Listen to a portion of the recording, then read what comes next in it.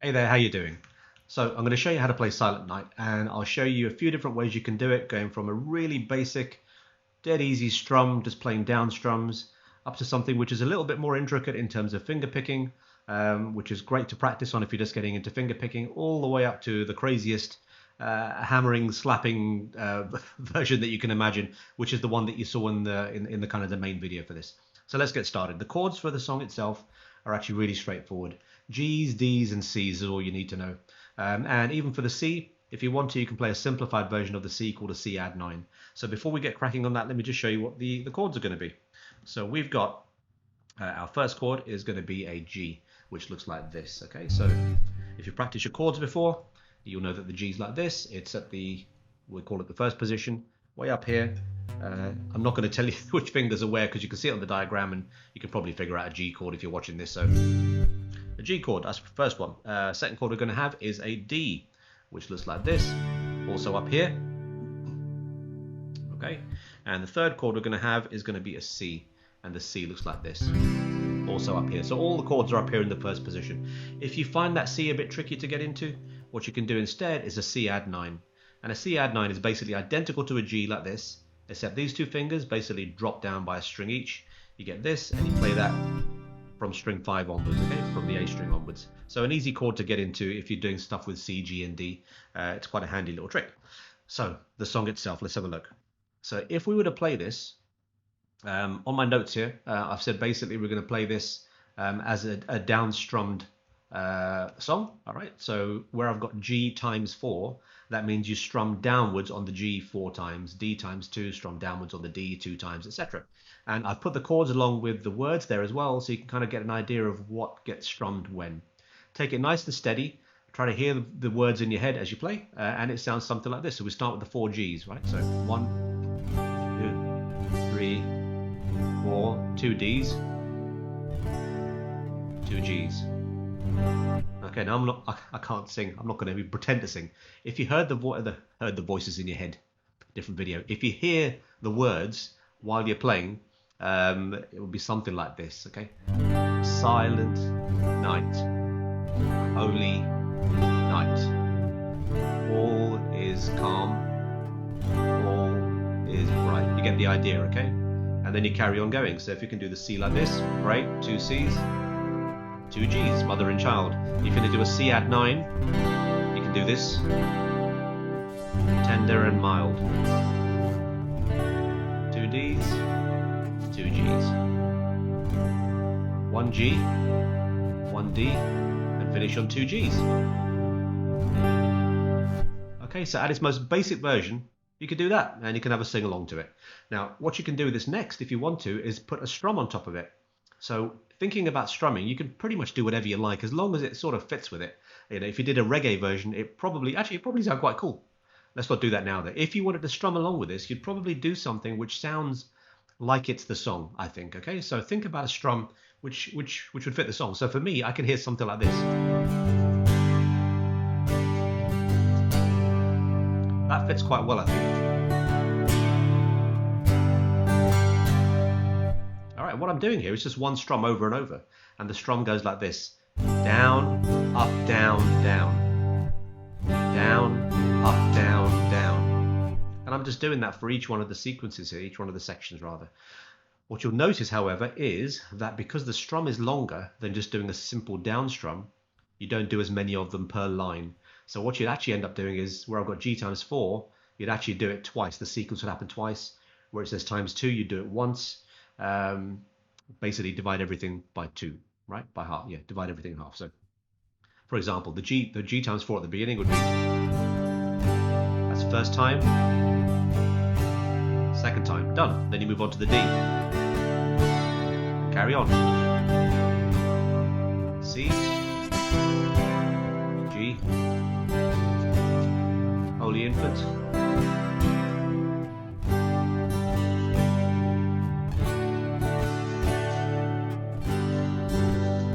Last 3 chords, I'd still do a down strum for the G, a down strum for the D, and for the G times 2, you can either do 2 down strums or you can finish it on. All right, so there's 2 versions which you can try there. Now that version, as you probably could hear, had a slight gap in there. So in between the strums, got a pause, which is absolutely fine. It makes it kind of nice and mellow sounding. However, if you want to, you could fill that gap in with pretty much any kind of strum you want to, as long as you get in time for the next chord with now the down, up, down, down. All right, so what I mean by that is if I did, I could then go, if I'll do it again from the beginning, but put a little fill in there.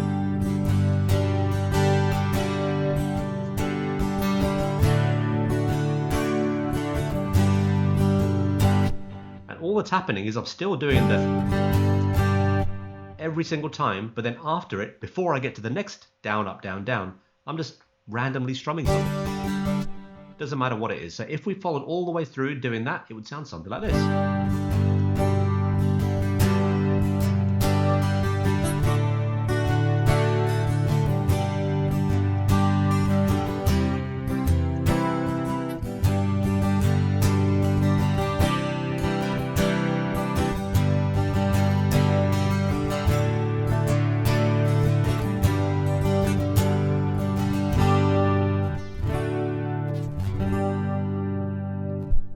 Something like that, which is quite cool. So there's 3 different ways you can think about potentially strumming this song. Hopefully one of those works out well for you. All good fun to play and great to get other people to sing along to. Next section, I'm going to show you a couple of ideas of how you could potentially fingerpick this. So pick down and get ready for this.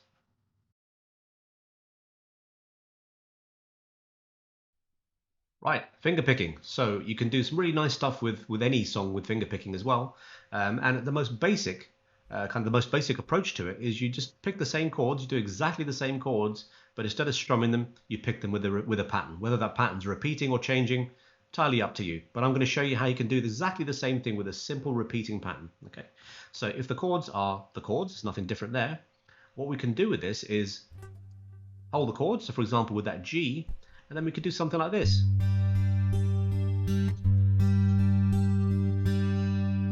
All right, let me show you what I'm doing here.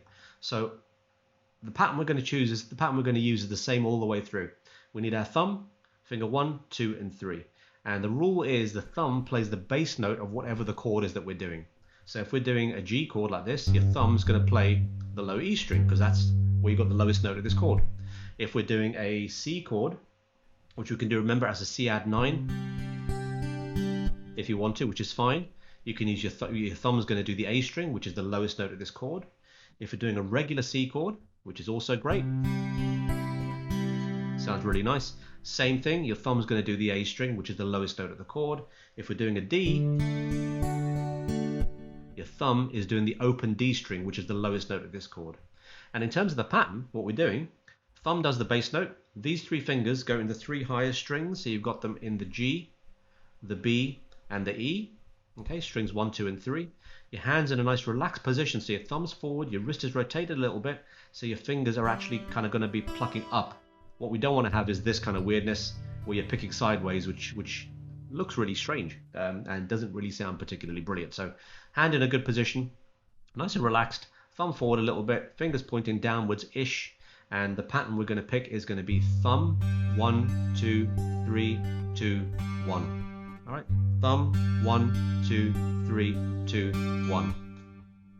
Thumb, first finger, second finger, third finger, second finger, first finger. These 3 fingers stay in these 3 strings. They don't move around or pick other strings. We'll do the chords. The chords will obviously have other notes in them, but it doesn't matter. We're just going to pick thumb and these 3 fingers all the way through. Just like when we did the version of this song with the strum in it, you don't basically, you don't follow the numbers that I've got there exactly. So where it says G times 4, for example, because this picking pattern is longer than just doing a single down strum, you don't have to do 4 times of it. It won't fit. So you divide everything by 2, just like when we did the strum. So for example, on the G times 4, it would be G times 2 like this. That's once. That's twice. Then you go to your D, which you do once, then the G. When it gets to the C, remember, you can do either a regular C, or if you want to, a C add 9, which is okay as well, which is easy to get to. If you want to do the C add 9, what you could try is instead of doing a full C add 9, you do the C add 9, take your little finger off and play that high E string open, so you end up with it, which is quite nice as well, right? And that's it. You work your way through. When you get to the end, the last three chords, the G, the D, and that G times 2, I'd probably still potentially downstrum them, just see how you feel. So this is how it would sound. I'm going to look a little bit at my hands, because if I'm looking straight ahead and doing this, it just for some reason freaks me out. Okay, so bear with me. Here we go.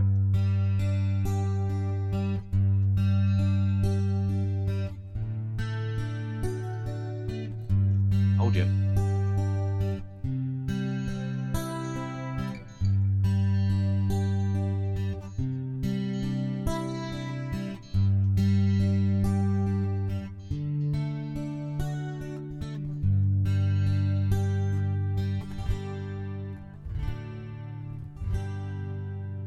Or you could finish on.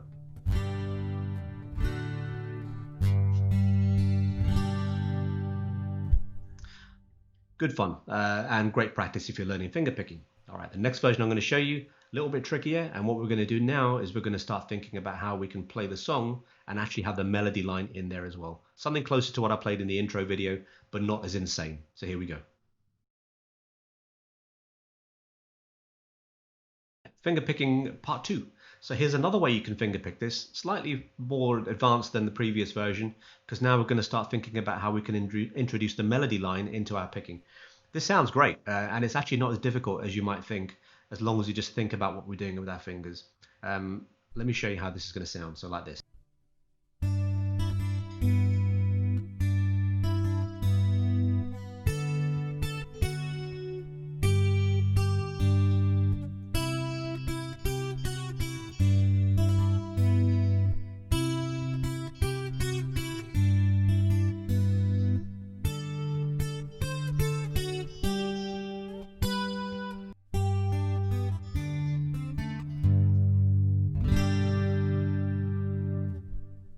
All right, so let me show you what I did there. So this version uses the same chords fundamentally as kind of the outline for what we're going to pick, but we're going to pick a little bit more intricately with our right hand. So you start off, we're going to use a lot of partial chords, so it's the outline of the chord but not the full chord. We start off with this thing here, and this pattern is going to be something that repeats regularly through the song, and it sounds like this. Oh, hang on, like this. Which is why it's important to practice it a lot, because it's all the way through, right? Isn't that nice? Here's what I'm doing. So my left hand, I've got my second finger on the 3rd fret of the low E string. I've got my 3rd finger on the 3rd fret of the B string. With my right hand, I've got my thumb playing the bass note. My first finger is going to play the B string, and I'm going to go pluck them at the same time. Then I'm going to pluck the high E string, which is open. Then pluck the B string again. Okay, so now we've got. Then I'm going to take my finger off the B string and play the low E and the B string again. So you get.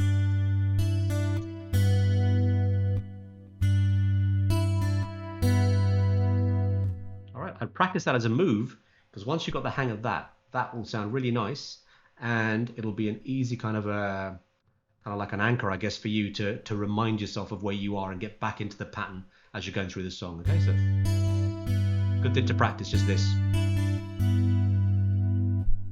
Next part of it is like this. And what I'm doing here, I've got my thumb on the D string, which I'm playing open. My first finger, or any finger in fact you want to, is going to play fret 5 on the high E and fret 2. And the way it plays it is like this. But I'm adding in this open D string at the same time, so you get. Okay, so you pluck them together, then the E string on its own, then 2nd fret, and pluck them together again. The next part, you're going to do like a G chord again over here, but you don't worry about your first finger. The rest of it is just a regular G. You're going to pluck the 2 outside strings, the 2 E's, then the E again, and then the B string. Okay, so you can do that with the, when you pluck that B string at the end, you can do that with the E if you like. It doesn't matter, it doesn't really matter. I normally do, but it doesn't make a difference. The next bit is going to be like this. And what I'm doing here, I've got my second finger on the 3rd fret of the A. I'm playing that with an open E string, open high E, plucking the high E again. Then with that same finger, my first finger, I'm plucking the 3rd fret of the E, then the second fret of the E with my first finger, and then an open E. Okay, so that becomes, hang on. One more time, this time I'll watch what I'm doing. If you want to, you can stick an extra bass note in there as well, as you're doing that sequence like this. Okay, so.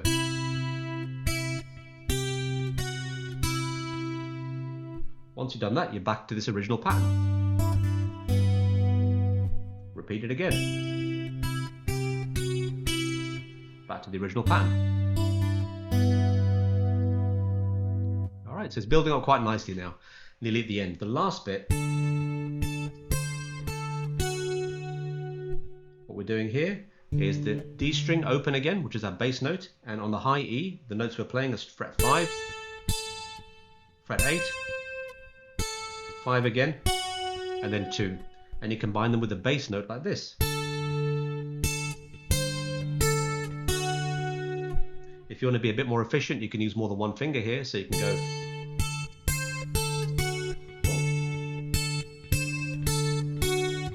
But it really doesn't matter as long as you play the notes. So then, when you've ended up here, your first finger's on the 2nd fret of the high E now. Move it up by 1 fret, and you're going to use the G string open as the bass note, and you're going to go. Then slide your finger up to fret 7 of the high E, and play both the G and the E again. So you got, Alright, so if I was to play those two together.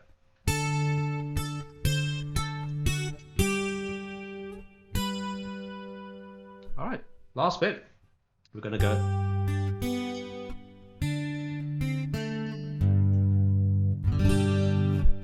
What I'm doing here is this.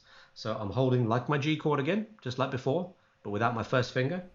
I'm playing the 2 outside strings, the 2 E's, then the B. Take my finger off of the B string, so that finger's just come up, play it open. Alright, so we've got.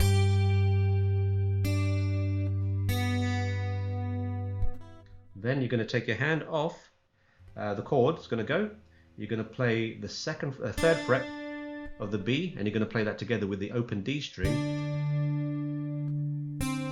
Then 1st fret of the B, 2nd fret of the G, and then just the bass note of a G chord, holding a G chord, and strum through. So you end up with.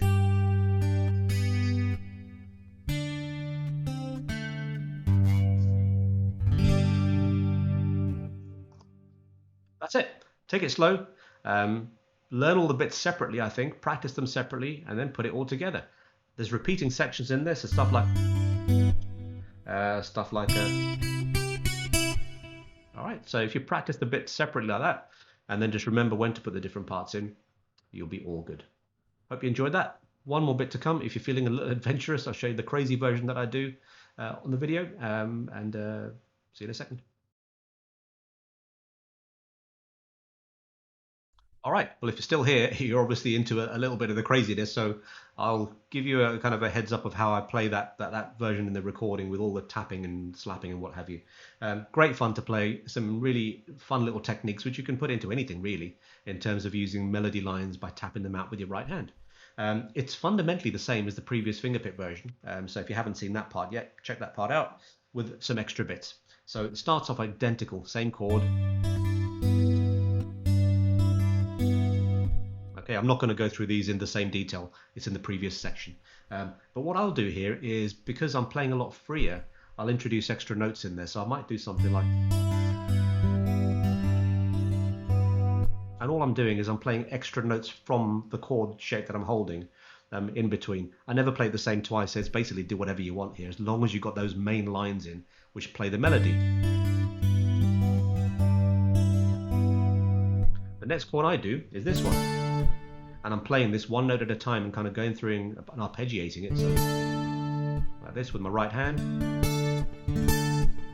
The chord itself is a D5 and looks like this. So what I'm doing is, if you imagine doing almost like a D sus2 shape, in fact. So first finger's on the second fret of the G, second finger's on the third fret of the B. That would be a D5. Right, sorry, that would be a D5, yes. And if I get my little finger and put it all the way over here on the 5th fret of the E and play all of those, it's a D5 chord, but I'm doing this. Alright, and the way this sounds is like this. Oh, hang on. So after having gone playing that high E again, I've now got to do a D chord, and the easiest way to do that, my first finger's already here, so I'm using that as a bar across the G, the B and the E. I'm raising my hand slightly, well, twisting my hand slightly so that it actually puts the pressure down there, and I keep my second finger on the 3rd fret there of the B, which gives you a D chord. If you want to, you could go and actually do a D chord, but I find it easier just to go. Alright, after that, the next chord is, so it's a G chord, no first finger. I'm playing the 2 outside strings, the bass note again, the high string again, and then the B string. The next chord's a C, and this is how I play it, so I'm kind of doing this arpeggiated thing. Then the bass note and the high E string, so you're getting that melody line continuing. The next bit is the melody line for this. Now, the reason I'm doing this is because the melody notes would be here, which is a little bit cramped if you're doing a C chord, right? I don't know quite how you do that. You could move your fingers around, but yeah. So what I did instead was I went with my right hand, I'm tapping the 12th fret of the G, sliding back to the 11th, and then sliding back to the 9th. You've got to keep the pressure down with that hand, and it's really important that when you do this section, you don't play it too loud, because if you do, it drowns out that tapped slid version, okay? The tap slid section, so tap slide section. So you've got to play that a little gentler, so you can really hear that. After you've done that, it's this section again. Same again.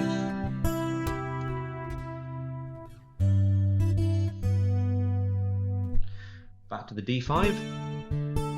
But this time, after having done this, you're going to hammer out the melody.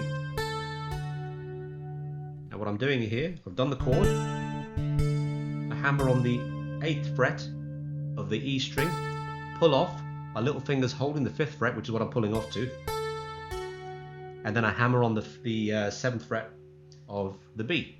Okay, so that sounds like. Now, for this next bit, this is a little bit of a tricky move. Didn't look like much happened there, but something did. Let me show you.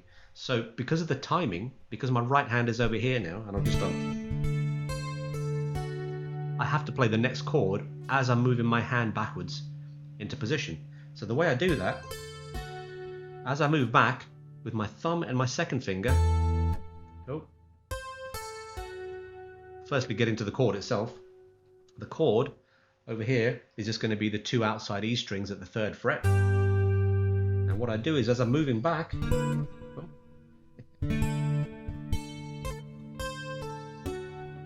get into the chord, as I'm moving back, I do this movement. So with my thumb and my second finger, I just kind of pinch together the 2 outside strings, and it makes the chord sound. So you get.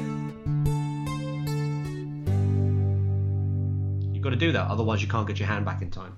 After having done that, my hand's back here, I play the bass note and the high E, and then I whack the strings with my first finger. I don't know if that's a technical term. I tap gently, no, whack. I whack the strings at the 12th fret, the edge of the 12th fret, and what I'm doing is I'm hitting the open B and the open G strings, and by doing that I'm actually creating a harmonic, which is what you hear in that lovely bell kind of tone. Isn't that nice? So what have we got?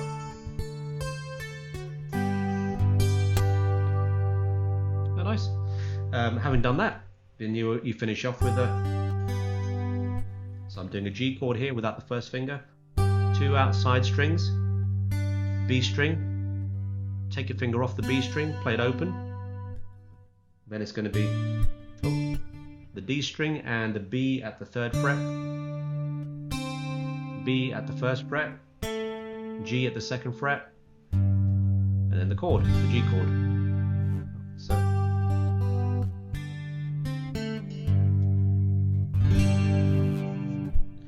that's pretty much it. There's a bit at the end where I finish on this chord, so I'm doing something like, it's just randomly getting louder and I'm just picking strings at random. All I'm doing there, it's a C add 9 chord, but I'm actually including the open E as my first pluck, which I think sounds weird out of context, but if you hear it in the song, it sounds quite cool. So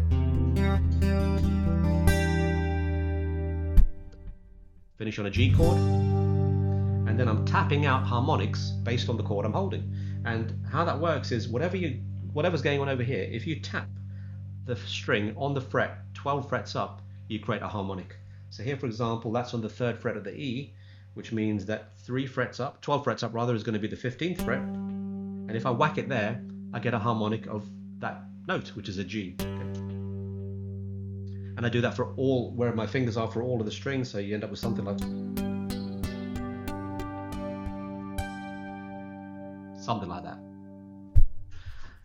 Wow, that's fundamentally it. Listen, I hope you enjoyed that. Some really lovely song to play, and I have a lot of fun playing it. I hope you do too. If you're watching this around Christmas time, I wish you a very Merry Christmas and an awesome New Year, and I'll see you around. If there's anything I can help you with, my details are in the links to wherever you're watching this. If you like lessons, if you want to buy some stuff for your Fractal Axe FX3 or some other bits and pieces through Zen Rigs, check me out on the website. Drop me a message anytime. You take it easy, and I'll see you around.